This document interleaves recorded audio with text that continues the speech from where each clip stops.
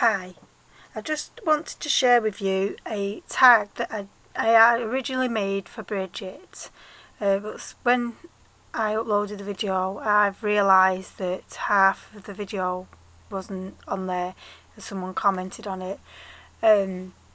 So funnily enough I actually made another one for myself which is very similar but nowhere near as nice as Brigitte's.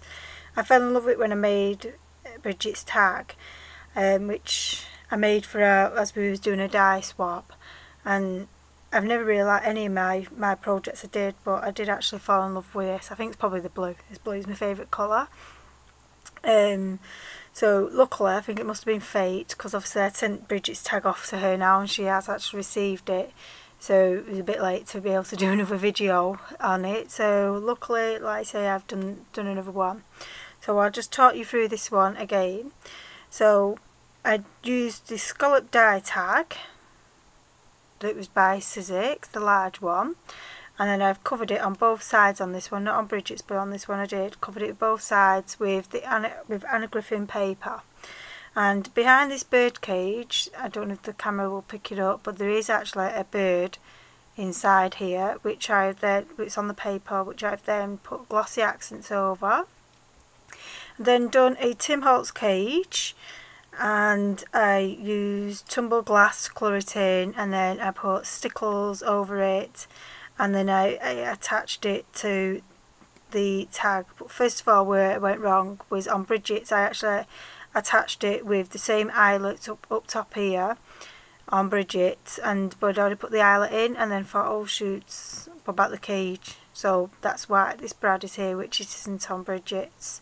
So, and I do prefer what I did on Brigitte's than this one, with it being there, but it was too late and I didn't have any more of these paper left, so sadly that's the way it has to go. So once I attach this on, I then put glossy accents over, so it gives it the firmness onto it. And then I coloured in the bird with spun sugar and put a blue skittle for his eyes, or her eyes. And then I've used a metal bee from Making Memories and then put a load of pink skittles on that. I then also took a Tim Holtz Adage ticket saying soar like a bird, and coloured them in also in spun sugar and the tumble glass and put that into a memo pin.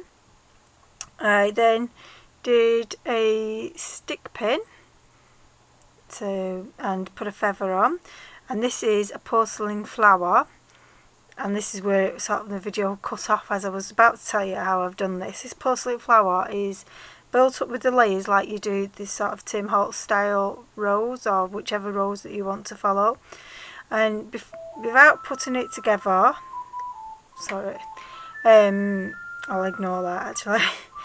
You put each layer in through UT, and then you put the first layer in and then the second layer, and then the UT actually acts as a glue.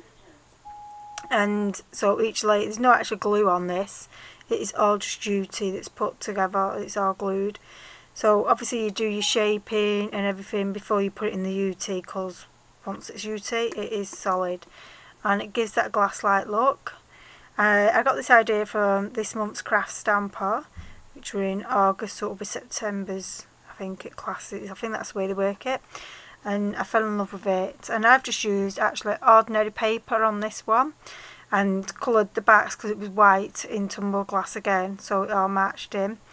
Now Brigitte's flower, if you have a look at my other video of it, it is much nicer than this one. This one just didn't turn out as well, and I think it's because the clear UT in the melt pot had like sort of overcooked, if you like, and it went very thick and gloopy.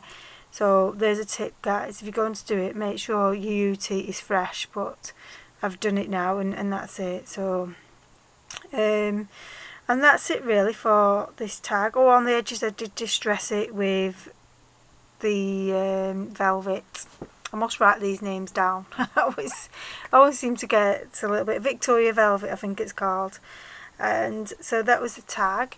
As you notice, I'm actually videoing like this, which is my first attempt at videoing like this, thanks to Cynthia Luhu, who gave me the idea, as I asked her how does she have a tripod set up, and believe it or not, Cynthia, mine is very much the same as yours. So thank you for that, because I've been racking my brains on how we could do it. So I'm quite pleased that, well, hopefully it'll turn out okay. So I'm just winging a prayer. So once I upload it, please give me your feedback on the tag and the videoing if you've been a subscriber and watched, or even watched any of my other videos. So obviously it's not wonky, but let's see what the quality turns out like, because it's a totally different camera. I usually use my phone, whereas now I'm using a proper camera. So hopefully it will be a bit better anyway, so as it's not wobbly.